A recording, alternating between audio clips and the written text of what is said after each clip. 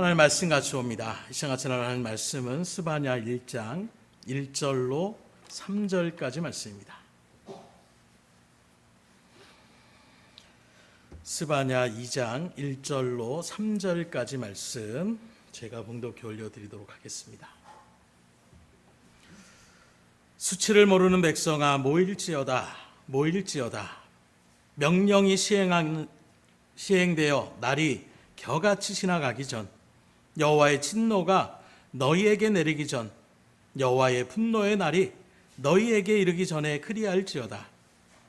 여호와의 규례를 지키는 세상의 모든 겸손한 자들아, 너희는 여호와를 찾으며 공의와 겸손을 구하라. 너희가 혹시 여호와의 분노의 날에 숨김을 얻으리라. 아멘. 요즘 스마트폰으로 안 되는 것이 없을 정도로 가끔씩 바라보게 되면 기프티콘이라는 것을 받게 돼요.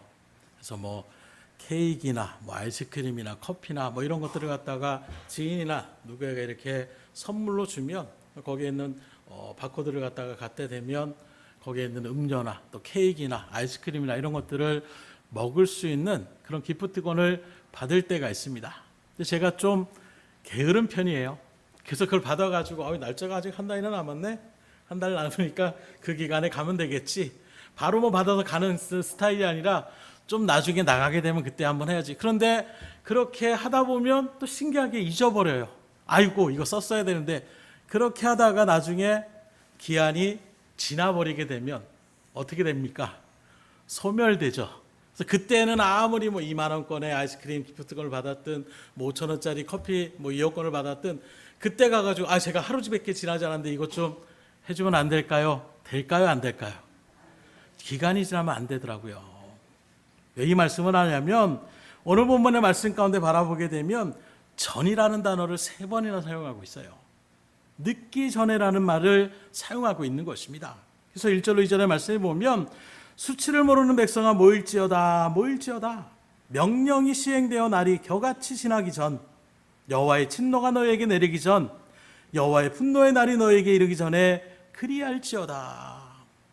그냥 이 말씀의 구절만 봐도 굉장히 절박한 그런 심령을 우리가 바라볼 수 있지 않습니까? 그냥 대충 여러분들 이러시면 안 됩니다. 이게 아니라 정말로 이 시간이 되기 전에 여러분들은 편하셔야 됩니다. 정말로 이 시대까지 이렇게 제자리 걸음인 듯한 그런 가운데에 있으면 안 됩니다 하는 마음에 애절함의 모습으로 지금 이 말씀은 스바냐 선지자를 통하여 회개를 촉구하는 그런 메시지를 지금 선포하고 있는 거예요. 제발 좀 늦기 전에 돌이키라는 것입니다. 여기서 우리가 잊지 말아야 될 것은 바로 무엇이냐? 하나님의 진노와 그 심판이 엄중하고 크지만 동시에 이 메시지 속에서는 뭘 발견합니까? 너 이제 끝났어. 내일이면 너 이제 끝이야. 이게 아니라 그 이면에 너희들 끝장이야. 더 늦기 전에 그러면 안 돼 라고 하는 말엔 뭐가 더 많이 들어있습니까? 빨리 돌이켜서 심판을 면하라고 얘기하고 있는 거예요. 곧 심판을 즐겨 하신 하나님의 마음이 아니라 어떻게든지 그 마음을 지금이라도 돌이켜서 내가 너희들을 심판하지 않겠으면 좋겠다. 아마 아이를 키우는 부모님들도 이런 마음들이 참 많이 겪을 때가 있을 거예요. 야, 이번만은 또 똑바로 해야 돼. 이러면 아빠가 정말로 화낼 거야. 근데 그 일들이 막 칼을 갈면서 그래 제발 지키지 말아라. 내가 너를 가만두지 않으리라. 이런 마음으로 부모는 없을 거예요. 그렇게 강하게 노조로 때로는 너 한 번만 더 그러면 정말 가만 안 둬. 이렇게 얘기하는 건 무엇입니까? 가만 안 둬가 아니라 제발 좀 그걸 고쳐라 하는 그 부모의 어찌 보면 사랑에 자녀를 사랑하는 그 심령이 담겨 있는 것처럼 지금 하나님께서 이스라엘 백성들에게 그것을 얘기하고 있는 거예요. 곧 회개하는 자들에게 주신 하나님의 용서와 구원의 은혜가 어떤 것인지를 바로 깨달아서 지금이라도 늦기 전에 더 늦기 전에 돌이키라고 말씀하고 있는데, 그래서 이 시간에는 하나님의 은혜 가운데에 우리가 뭘 돌이켜야 되는지 이 부분을 잘 깨달으셔서 차일피일 밀었던 우리의 심령의 발걸음, 신앙의 발걸음이 있다라면 오늘 이 순간 딱 하나님이 주신 성령의 은혜 가운데에 마음을 완전히 바뀌시고 돌이키셔서 하나님의 은혜 가운데 믿음으로 승리의 삶을 또 은혜의 삶을 살아갈 수 있기를 주님으로 축원합니다.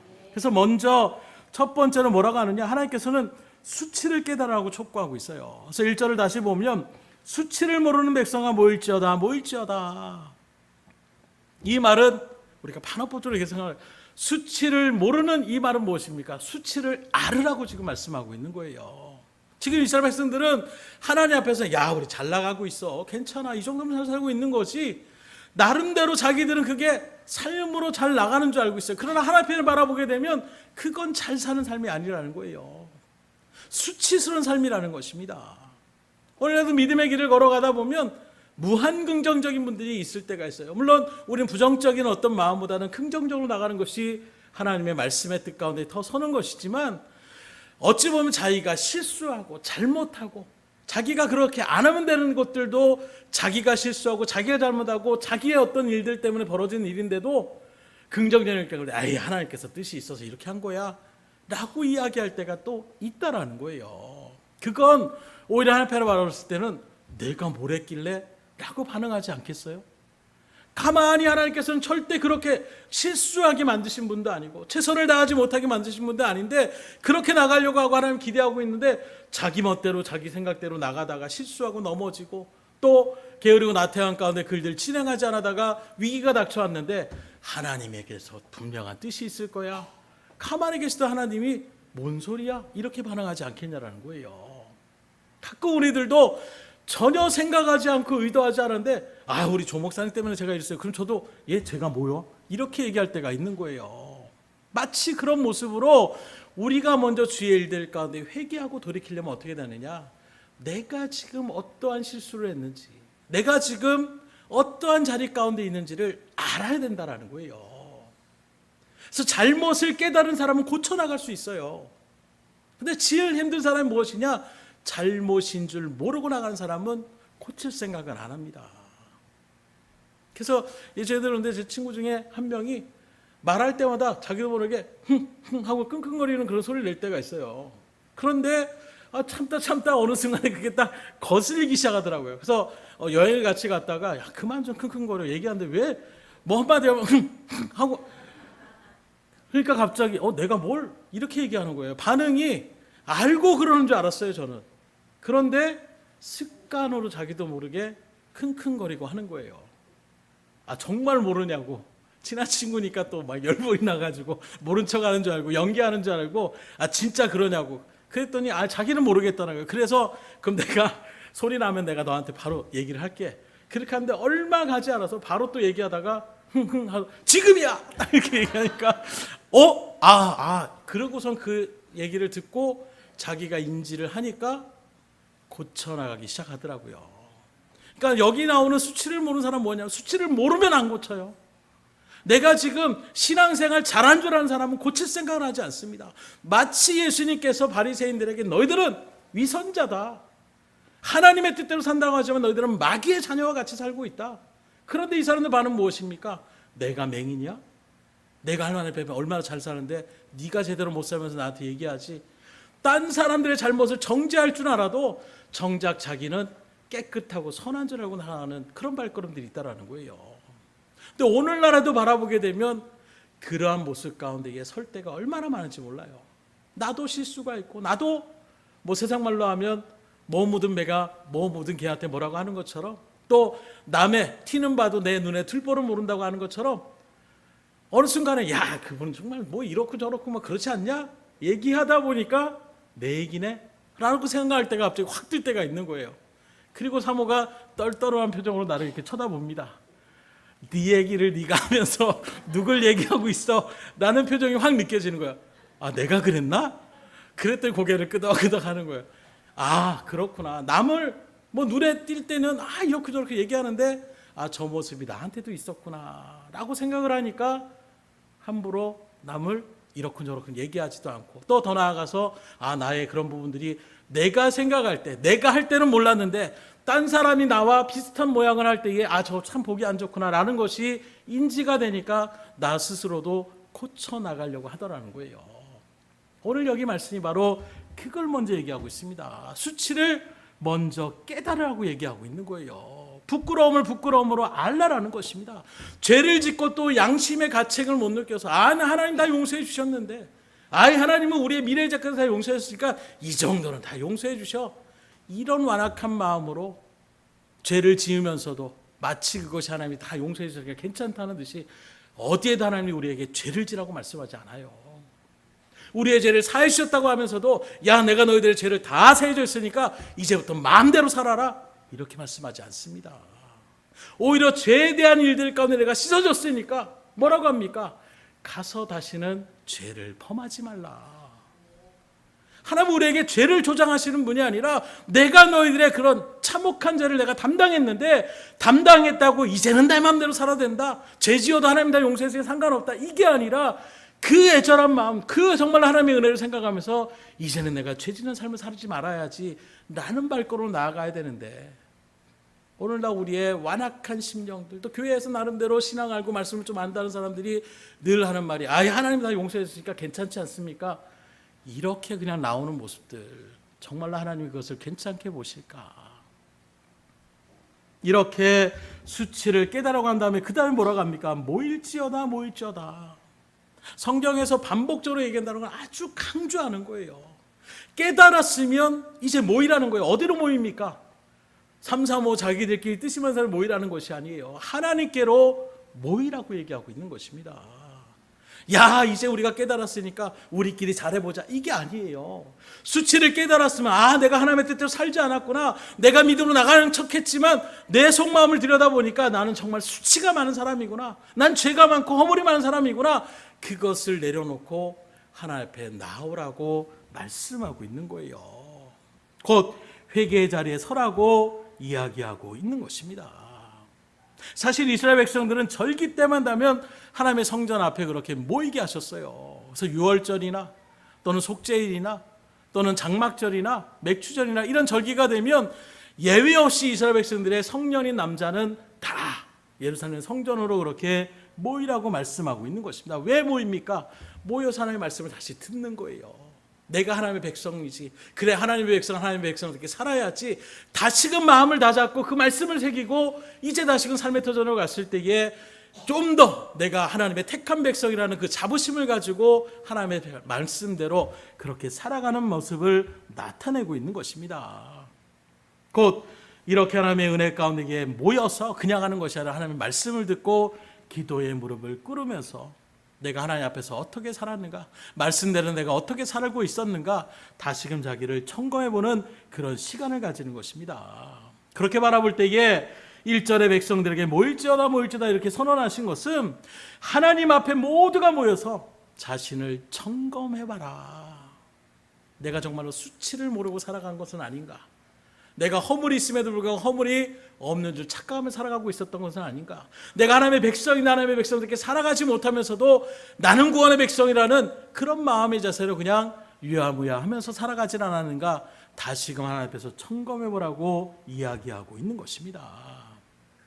그리고 이어지는 2절을 바라보면 명령이 시행되어 날이 겨같이 지나기 전, 여호와의 진노가 너에게 내리기 전, 여호와의 분노의 날이 너에게 이르기 전에 그리할지어다. 여기 먼저 명령이 시행되어 날이 겨같이 지나기 전, 이 말은 바로 무엇이냐, 하나님의 심판의 명령이 이제 곧 선포되어지기 전에, 그러면 어떻게 됩니까? 큰 불행과 고통의 날이 올 수 있으니까 그 전에, 세월이 다 지나가기 전에 돌이키고 회개하라고 지금 얘기하고 있는 거예요.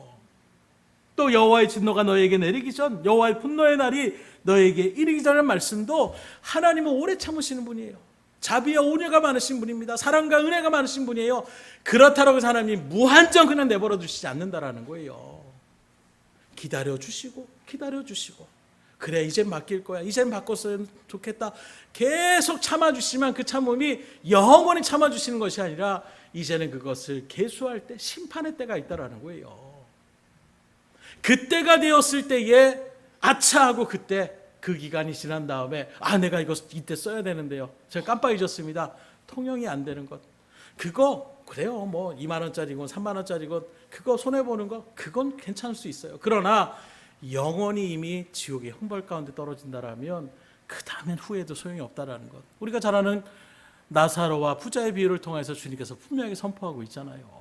처절하게 후회해도 내가 이럴 줄 알았으면 세상에서 그렇게 안 살았을 텐데, 내 지금 세상 가운데 남겨있는 가족들과 친척들, 친구들도 이런 마음으로 지금 살아가다가 여기에 똑같이 돌아올 텐데, 하나님 그 나사로라도 보내서 좀 그들을 돌이켜주세요.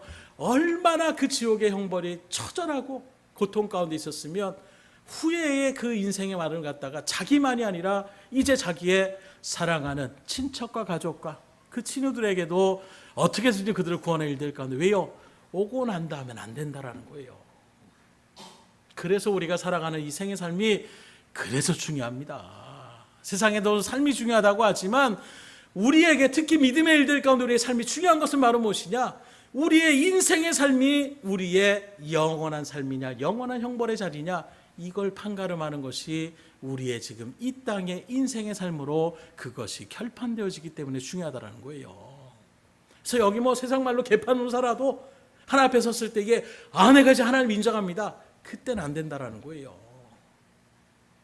내 육신의 삶을 끝날 때, 육신의 장막은 다 벗을 때가 다 육신적으로 다 죽음을 맞이하게 되는데, 그 죽음을 맞이하기 전에 정말로 예수 그리스도를 믿음으로 영접하고 하늘나라 소망 가운데 하나님의 백성된 삶으로 살아가는 삶을 살아갈 때에, 이제는 내가 참 너에게 일들 가운데 착하고 충성된 것을 다 보았다, 이제는 나와 함께 잔치 자리에 가서 남은 생애 가운데서 영원히 나와 함께 영생의 삶을 누리자라는 이 말씀이 우리 가운데 임해야 되는 것이지, 아이고 내가 그건 몰랐네요. 오늘도 노예 일들이 있어, 총회 일들이 있어서 이렇게 내려갔는데 목사님들 얘기할 때 참 충격적인 얘기를 들었어요. 감리교회 이제 부흥회를 하러 이렇게 가셨는데 나이가 젊은 목사님이셨대요. 그리고 이제 이런저런 집회를 마치고 식사를 하면서 얘기를 나누는데, 감리교에서는 천국과 지옥을 믿지 않는다는 것입니다. 인정하지 않는다는 거예요. 깜짝 놀랐어요. 그럼 우리가 말하는 하늘에 소망이 없다는 거, 그러면 어떤 소망을 가지고 살아갑니까? 그냥 이 땅에서 잘 살면 된다라는, 바로 예수님 시대의 사두개인 제사장들의 무리들이 그러한 일들 가운데 섰던 것처럼 그냥 삶을 살아가는, 그래서 특별히 감리교의 특징은 바로 무엇이냐? 목회자의 어떤 일들 가운데 개척해서 나가는 것이 아니라, 감리사라는 분이 각자의 목처럼 군대에서 파병을 하는 것처럼 이쪽 교회에서 심호하시고 저쪽 교회는 이 목사님을 청병하셔서 그렇게 나가십시오. 물론 청병의 어떤 그런 제도도 있긴 있지만 거의 그런 일이 이루어지지 않고 감리사의 뜻대로 목회자들이 그 지역에 가게 되는 거예요. 그러니 부흥을 시켜도 감리사가 와서 당신 이제 이쪽으로 가야 됩니다 하면 갈 수밖에 없는 거예요. 그런 모습 가운데 있으니까 어떤 복음의 열정이 아니라, 여러분들이 그런 자리에 있다면 누구를 찾아가겠어요? 누구한테 잘 보이려고 하겠어요? 감리사한테 잘 보일, 연주를 어떻게 되려고 하는 이런 이야기들을 실질적으로 그렇게 얘기를 하더라는 거예요. 그래서 목사님만 그런 거 어떻게 다른 분들도 그럴까요? 젊은 지금 신학을 공부하며 나가는 감리교 쪽에 나오는 사람 98% 이상이 천국과 지옥을 인정하지 않는다는 것입니다. 왜요? 신학교에서 교수가 직접적으로 또 그렇게 가르친다라는 거예요. 그저 하나의 비유와 상징적인 그런 예시로 예수님께서 들은 것이지 그것 자체가 없다라는 듯이 그렇게 얘기하고 있는, 얼마나 충격적이에요.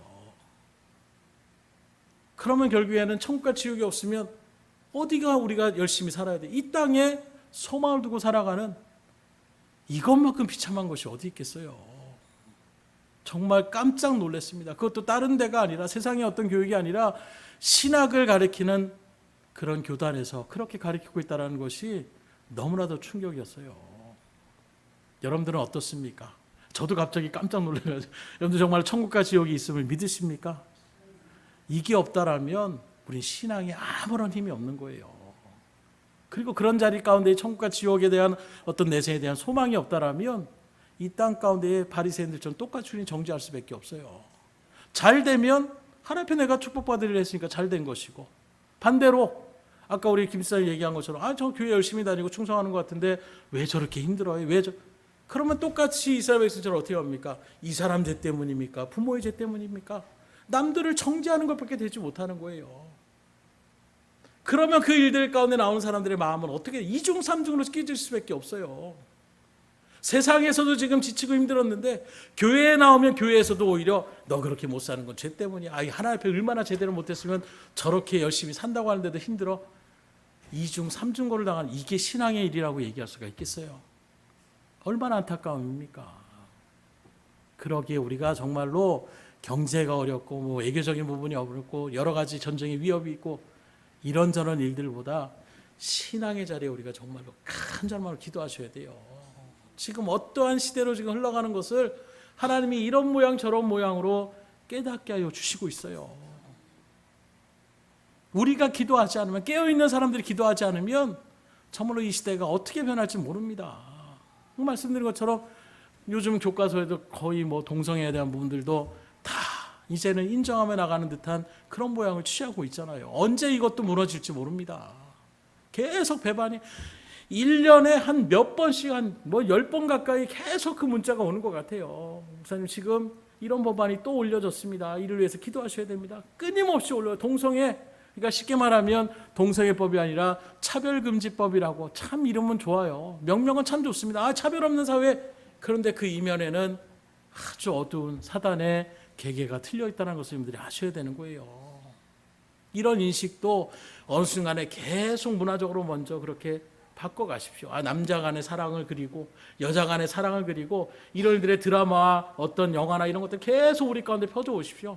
어느 순간에 우리도 무관심하기 시작하는 거예요. 그래, 남자끼리도 좋아할 수 있지. 여자끼리도 사랑할 수 있지. 이런 시대가 도래될 수도 있는 거예요. 그러니 깨어있는 우리들이 기도하실 수 있어야 되는 것입니다. 깨어있는 자들이 기도하지, 수치를 모르는 사람들은 잘못을 모르는데 어떻게 기도할 수가 있겠어요? 어떻게 하나님 앞에 모일 수가 있겠어요? 그래서 여러분들이 너무나도 중요한 것입니다. 그래서 주의 일들 가운데서 우리가 분명히 알아야 될 것이 바로 이런 일들 속에서 어떻게 해야 되느냐, 그러면 하나님께 나오라고 얘기하고 있어요. 하나님을 찾으라고 말씀합니다. 3절의 말씀 보니까 여호와의 규례를 지키는 세상의 모든 겸손한 자들아, 너희는 여호와를 찾으며 공의와 겸손을 구하라. 너희가 혹시 여호와의 분노의 날에 순김을 얻으리라. 여기 바라보면 여호와를 찾으라고 말씀하고 있어요. 지금 이스라엘 백성들은 그런데 하나님을 안 찾으니까 얘기하시는 거예요. 그럼 누구를 찾고 있느냐? 이 말씀의 배경에 바라보게 되면 이 스바냐 선지자의 활동하는 시간 가운데에 이들은 바알을 찾았고 하늘의 1월 성신을 찾아가는, 오늘날 뭐 태양에다 우리가 소원을 비는 것과 똑같은 거예요. 별을 바라보면서 별점을 치고 나가는 것과 똑같은 것입니다. 하나님을 찾아야 될 이스라엘 백성들이 세상에 잘못된 것을 찾아다니는 거예요. 또 현실적으로 뭘 찾느냐?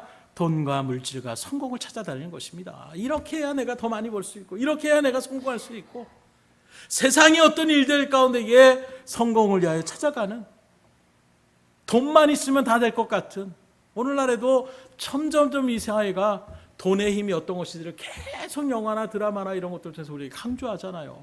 최근에도 한 드라마를 바라보니까 뭐 공항에서 어떤 일이 벌어졌는데 험상궂은 준 사람이 야 너 일로 와봐, 그러면서 막 혼을 내려고 했더니 이 사람이 뭘 해요? 지갑에서 수표 하나를 딱 던집니다. 그랬더니 받자마자 이게 누구를, 그러면서 딱 펴봤더니 10만 원짜리가 아니라 100만 원짜리 수표를 딱 보는 순간 갑자기 90도로 절을 합니다. 뭘 시키실 거 있으면 제가 하겠습니다. 괜찮습니다. 돈의 위력이 어떤 것인지 보여주는 거예요. 10만 원 정도는 내가 그것 때문에 내 자존심 굽힐 수 없어. 그런데 100만 원짜리를 딱 보는 순간 허리가 저절로 숙여지는 이 돈의 힘이라는 거예요.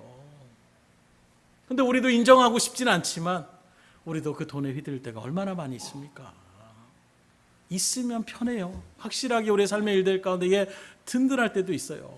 그러면서 깜짝 놀랍니다. 내가 돈 때문에 든든해하고 있구나. 하나님 때문에 내가 든든해야 되는데, 하나님이 나와 함께 하시기 때문에 내가 담대함으로 나가야 되는데, 돈이 좀 없으면 괜히 몸이 수그러지고, 돈이 좀 든든하게 있으면 오늘 뭐 말만 해 하는 마음으로 나가는, 돈의 힘에 나도 모르게 토취되어 있는 것은 아닌가. 지금 이스라엘 백성들이 그렇게 쫓아가고 있는데 이게 비단 스바냐 시대의 사람들만이 그러냐는 거예요. 오늘날 우리들도 동일한 그런 마음의 자리에 서 있지 않습니까? 그런 그들을 향하여 하나님은 다시금 분명히 선포하는 거예요. 진정한 복은 거기에 있지 않다라는 거예요. 깎아 있는 우상에게 있지 않다라는 것입니다. 돌로 열심히 정석 쌓은 그 돌탑에 있지 않다라는 거예요. 고목나무, 죽은 고목나무에 그런 것이 있지 않다라는 거예요. 하늘에 그 하나님이 창조하신 그 태양이, 그 달이, 그 별이 너희들에게 복을 주지 않는다는 것입니다. 물질이, 그 돈이 너희들에게 복을 주지 않는다라는 거예요. 오직 복은 하나님께 있다라는 거예요. 그래서 성경은 복의 근원은 하나님이심을 우리에게 분명하게 증거하고 있어요. 그러면서 하나님은 하나님을 찾는데 어떻게 합니까? 공의와 겸손을 구하라고 얘기하고 있어요. 하나님 앞에 서는데 공의와 겸손을 구하라고 합니다. 그러면 공의와 겸손은 뭘 얘기하고 있습니까? 하나님 앞에 나 자신을 철저하게 내려놓고 나의 잘못한 그 죄의 고백을 하나님 앞에 온전하게 자백하고 회개하라는 것을 얘기하고 있습니다. 하나님, 내가 뭘 잘못했는데요? 하나님, 내가 하나님 앞에 이렇게 열심히 했는데요, 나한테 이럴 수 없습니까? 이게 아니라 하나님, 내가 죄인입니다. 내가 나를 스스로 바라봐도 하나님 앞에 너무나도 잘못했습니다. 하나님, 용서하여 주시옵소서. 이게 바로 하나님 앞에서 공의와 겸손을 구하라는 거예요. 곧 공의와 겸손을 하나님 앞에 구하라는 것은 죄에서 돌이켜 회개하라고 지금 말씀하고 있는 것입니다. 이렇게 회개하는 자에게 하나님은 약속의 말씀을 주셔요. 역대하 7장 14절에 보면 내 이름으로 일컫는 내 백성이 그 악한 길에서 떠나 스스로 겸비하고 기도하여 내 얼굴을 구하면 내가 하늘에서 듣고 그 죄를 사하고 그 땅을 고칠지라. 여기도 악한 길에서 떠나 스스로 돌이키면 이게 회개라는 것입니다. 아, 이게 악한 길이었구나. 아, 이게 잘못된 길이었구나. 하나님, 내가 용서를 구합니다 하고 하나님 앞에 겸비하여 겸손함으로 기도하며 구하면, 한마디로 회개하면 하나님께서 듣고 그 죄를 용서해 주시고 그 땅을 치료해 주신다라고 이야기하고 있는 것입니다. 곧 가정의 병든 것도 치료받고 사업의 문제도 해결해 주시고 사회가 병들고 나라가 병든 것도 하나님이 치료해 주시겠다라고 약속하고 있으니, 그럼 여러분들이 기도하셔야 되겠어요? 안 해야 되겠어요? 특별히 나 자신을 살펴보시고 점검하는 가운데 철저히 하나님의 뜻대로 살고자 하는 믿음의 간절한 기도를 올려보십시오. 그 가정을, 그 민족을, 그 나라를 하나님이 다시 회복시켜 주시는 것입니다. 그래서 이 땅에 부흥의 물결이, 성령의 큰 역사를 일어나는 것도 항상 1907년에 평양대 부흥성회로 항상 한국 기독교는 이야기를 합니다. 그 일들 가운데서 목사님이 거기에서 돌이키는 거예요. 전국에서 많은 사람이 모였지만 뭔가 그 일들 가운데서 답답함이 있는 것입니다. 그때 하나님께서 감동을 주시는 거예요. 그리고 이야기합니다. 내 친한 친구가 나한테 이 돈을 맡기면서 자기가 만약에 죽은 목숨을 다하면 그 가정을 위해서 그것을 좀 도와주라고 돈을 맡겼는데 그걸 갖다가 착복한 거예요. 잊어버린 것입니다. 그게 갑자기 그 일들 가운데 심령을 흔들어서 내가 이런 죄인입니다. 그 목사님을 누가 보더라도, 정말로 기선님 목사님 하면 정말로 성자와 같이 그렇게 생각했던 그 일들 속에서 나는 성자가 아닙니다. 나는 여러분들에게 의롭다고 인정받을 수 없는 정말로 간악한 죄인입니다 라고 고백하는 그 속에서 거기 있는 사람들이 다 깨어지는 거예요. 마치 예수님께서 너희 중에 죄 없는 자가 돌로 치라 했을 때에 양심의 찔림을 받은 것처럼 거기에서 갑자기 온 정말로 모였던 사람들이 간절한 하나님 앞에 회개하고 자복하고 돌이키는 것입니다. 그때 하나님께서 성령을 부어주시는 거예요. 그래서 대한민국 교회가 그 성령의 불길로 확 확산이 되기 시작합니다. 똑같아요. 지금도 사회가 암울하다, 비전이 없다. 우리가 정말로 우리의 죄를 온전하게 주님 앞에 자복하고 회개하고 정말로 주의 뜻 가운데 살려는 믿음의 큰 사람으로 기도하면 하나님 지금도 얼마든지 역사할 수 있음을 믿으시기를 주님으로 축원합니다. 그래서 여러분들이 기도하는 것이 중요하다라는 거예요. 그래서 성경을 바라보게 되면 특별히 스바냐 선지자나 소선지자에서 여러 곳에서 무슨 사상이 나오느냐, 남은 자의 사상이 있어요. 모두가 다 변했으면 좋겠는데 그 악한 모든 시대 가운데서도 남은 그루터에 같은 소수의 사람이지만 그런 믿음의 사람들이 있다라는 것입니다. 세상이 다 변해가고 세상이 다 타락하고 세상이 범죄하는 일들 가운데 있어도 끝까지 믿음의 날을 지키며 남들이 뭐라 해도 나는 하나님의 뜻대로 살겠습니다. 남들이 다 그렇게 흘러가더라도 아닙니다. 저는 하나님의 말씀대로 그걸 분별하고 절대 그 일들 가운데 타협하지 않겠습니다. 믿음의 자리를 지키는 사람들, 이런 자들을 통하여 하나님께서는 계속해서 복음의 물결 가운데 인도하시는 거예요. 그래서 우리가 잘 아는 엘리야 때에 온 백성들이 그 아합과 이세벨의 그 폭정 가운데서 무너지는 것처럼 보였을 때에 하나님은 7,000명을 남겨주셨다고 말씀하고 있어요. 엘리야는 자기 혼자밖에 없으니 하나님 나도 이제 감당 못하겠습니다 했을 때에 너만 있는 것이 아니라 지금도 하나님을 경배하고 믿음 가운데 선 사람들이 7,000명의 사람들이 있다. 그들이 남은 자라는 거예요. 7,000명 하면 되게 많은 것처럼 보이지만 그 시대에 몇백몇 명 있는 사람들 가운데서 7,000명은 많은 자라고 얘기할 수 없어요. 어느 우리나라도 6천만이 된다라고 했을 때에 여러분들의 우리 등대교회 성도들이 변한다고 한들 얼마나 그것이 크겠습니다. 그러나 그 남은 자들의 기도에 하나님 역사하시더라는 거예요. 변화를 시켜주시는 것입니다.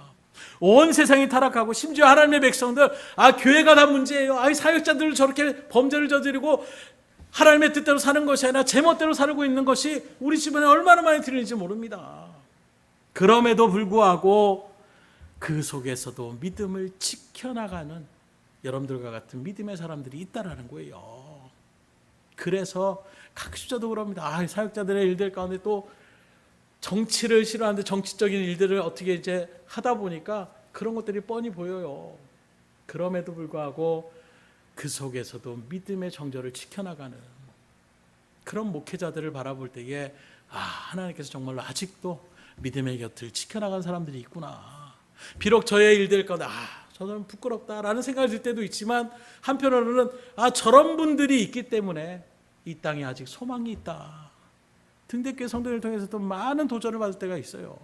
그래도 말씀대로 살려고 나아가는 그 발걸음이 있기 때문에 나보다 나은 저 신앙의 일들 가운데 지키는 그러니 하나님 등대교회도 아직 소망이 있음을 제가 믿습니다. 제가 올바른 자리에 서고 제가 담대한 일 가운데 물론 저도 그 일들 가운데 서기를 소망하고 나아가야 되지만 저 때문이 아니에요. 각자의 자리에서 여러분들이 말씀 후려잡고 나가는 그 믿음의 발걸음이 있다라면 하나님의 이 믿음의 공동체는 반드시 주의 일들 가운데 쓰임받을 수밖에 없는 것입니다. 그러니 여러분들도 주의 일들 가운데 끝까지 믿음의 자리를 지켜나갈 수 있기를 주의 이름으로 축복합니다. 근데 여기서 우리가 주의할 점이 있어요. 어떤 주의할 점이냐? 남은 자의 어떤 일들 가운데 섰을 때에 난 너보다 나 라는 마음의 교만의 자리에 서서는 안 된다라는 것입니다.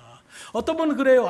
정말 본받을 만한 믿음이 있는데 그런 일들 속에서 은연중에 자기를 나타내고 그래서 난 딴 사람들은 믿을 수가 없고 사역자들 가운데서 그런 얘기를 할 때가 있어요. 누구를 바라볼 때에 누구는 존경받을 만하지만 다른 사람들은 아주 그런 신앙으로 막 남을 마음껏 정죄하며 나가는 그런 발걸음도 있습니다. 하나도 그것이 은혜 가운데 들려지지가 않더라고요. 우리도 믿음의 자리를 지켜나가고 남은 자의 신앙 가운데 그래 누가 뭐라고 하나 나는 하나님 앞에 말씀 앞에 서고 말씀의 순종 가운데 서는데 그런 일 가운데 서다 보면 눈에 보이기 시작해요. 눈에 띄게 돼 있습니다. 신앙으로 할 때 저렇게 해. 저렇게 하려면 하지 말지. 이런 일들 가운데 우리가 절대로 서서는 안 된다라는 거예요.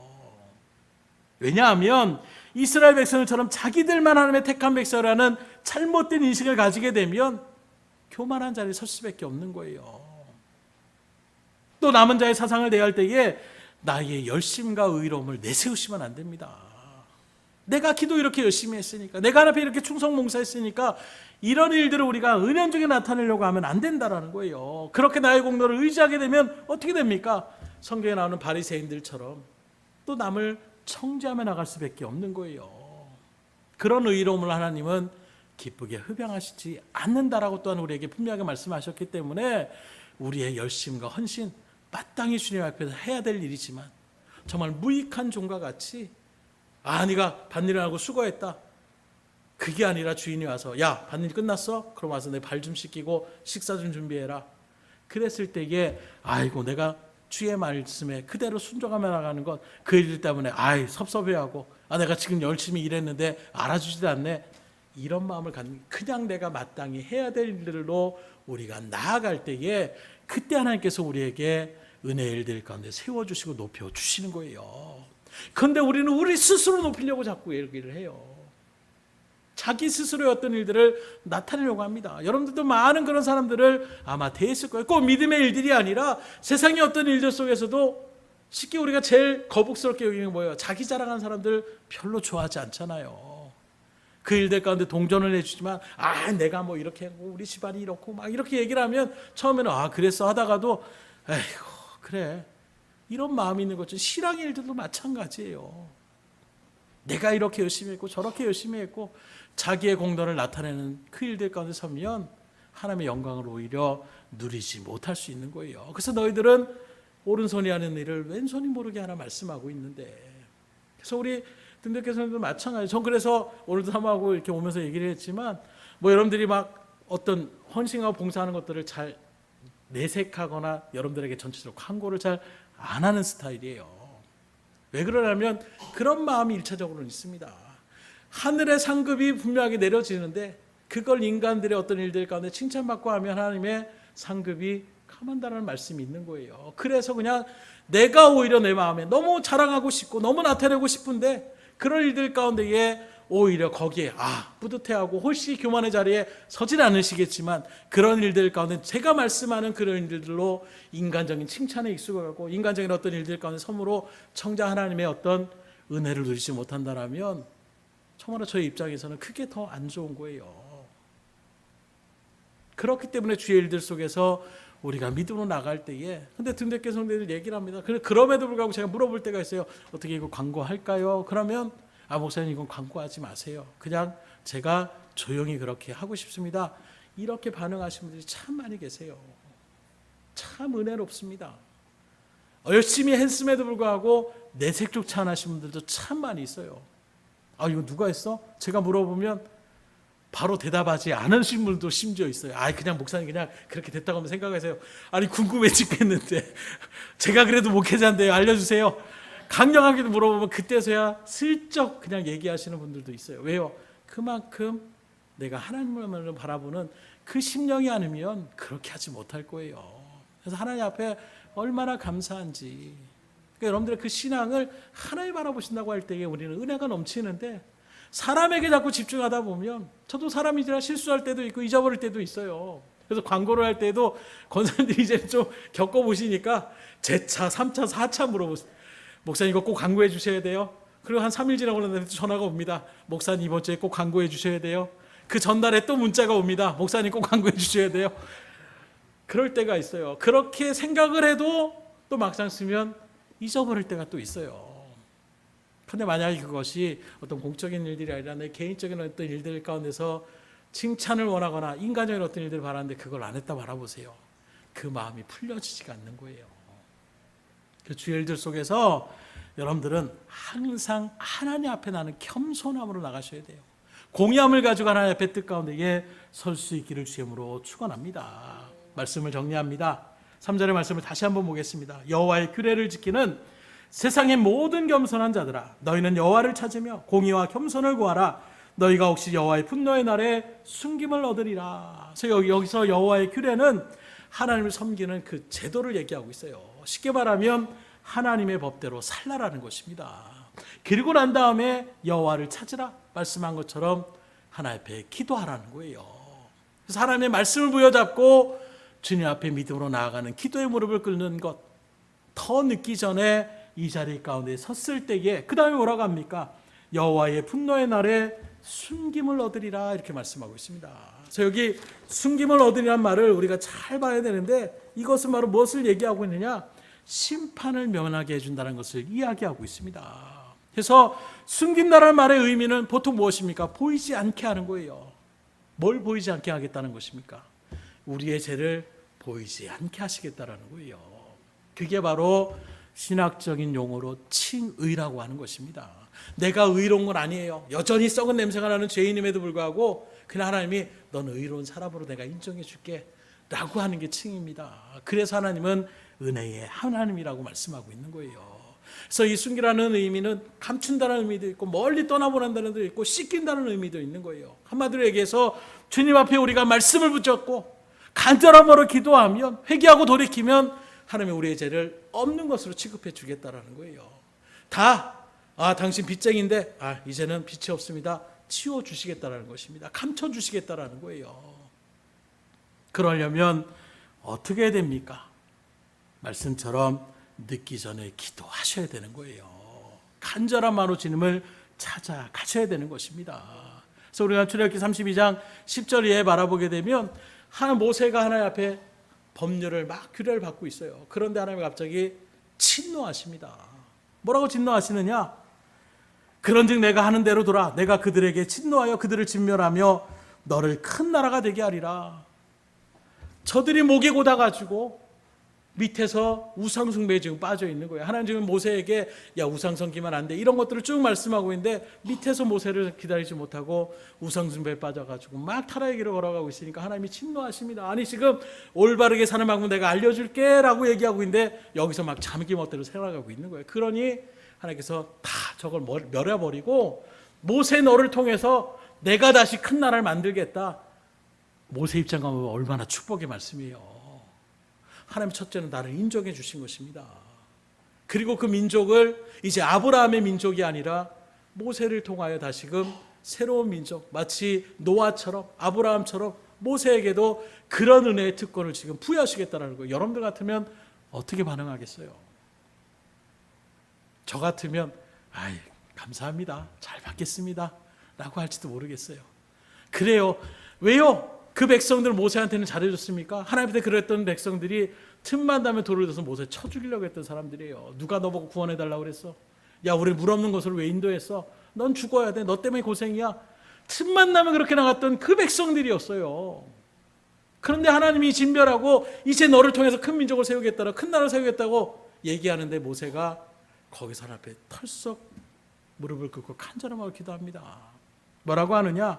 모세가 그 하나님 여호와께 구하여 이르되 여호와여 어찌하여 그 큰 권능과 강한 손으로 애굽 땅에서 인도하여 내신 주의 백성에게 진노하시나이까? 어찌하여 애굽 사람들을 이르기를 여호와가 자기의 백성을 산에서 죽이고 지면에서 진멸하려는 악한 의도로 인도해 내었다고 말하게 하시라나이까? 주의 맹렬한 노를 그치시고 뜻을 돌이키사 주의 백성에게 이 화를 내리지 마옵소서. 하나님 그러면 안 됩니다. 그러면서 연이어서 뭐라고 하느냐? 주의 종 아브라함과 이삭과 이스라엘을 기억하소서. 주께서 그들을 위하여 주를 가리켜 맹세하여 이르시기를 내가 너희의 자손을 하늘의 별처럼 많게 하고 내가 허락한 이 온 땅을 너희의 자손에게 주어 영원한 기업이 되게 하리라 하셨나이다. 여호와께서 뜻을 돌이키사 말씀하신 화를 그 백성에게 내리지 아니하시리이다. 그러면서 나를 이름을 생명책에서 빼내는 한이 있더라도 하나님 그들을 진멸하시면 안 됩니다. 놀라운 것은 모세가 이렇게 생명을 걸고 하나님 앞에 즉각적으로 반응하여 기도의 무릎을 꿇고 그 민족을 위하여 하나님 앞에 기도하며 나갔을 때에 하나님이 그 심판을 돌이키셨다는 거예요. 그렇다면 6월 한 달간 우리가 나라 민족에서 기도하는 가운데 있습니다.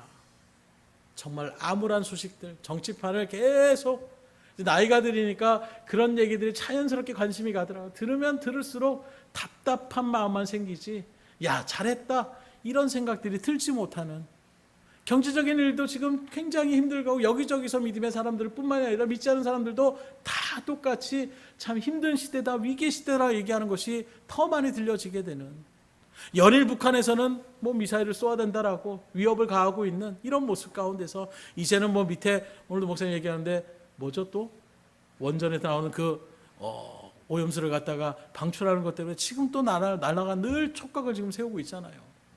이런 일들 속에서 저 사람들이 뭘 할 수 있겠습니까? 뭐 국회에서 데모를 하면 뭔가 변화가 될까요? 청와대에 가서 청와대가 아니죠. 지금 용산에 가서 막 그렇게 얘기를 하면 뭔가 변화가 될까요?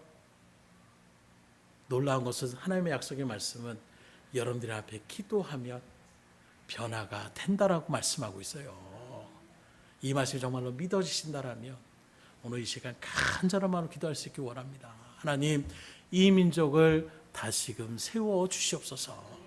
하나님의 믿음의 일들 가운데에 정말 교회에서만 우리가 즐거움의 자리가 아니라 세상의 사람들과 같이 교제하며 나가는 일들 속에서도 하나님의 놀라운 영광들을 우리가 같이 나누며 나아갈 수 있는 그런 시대가 다시금 우리 가운데 도래되게 하여 주시옵소서. 기도할 수 있기를 주님으로 축원합니다. 기도하겠습니다.